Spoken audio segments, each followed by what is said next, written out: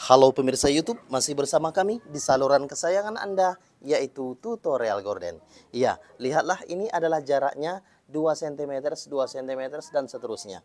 Kemudian saya akan merubah bagian kanan yang bertumpuk ini seperti bagian kiri, yang berjarak adalah 2 cm. Dan saya akan membuka jahitan ini. Oke, lihatlah. Saya akan buka jahitan ini. Perhatikan tangan saya untuk Anda. Lihatlah.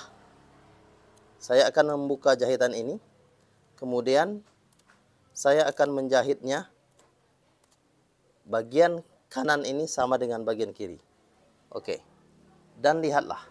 Ini sudah ada tanda-tandanya. Dan saya akan menjahitnya seperti itu.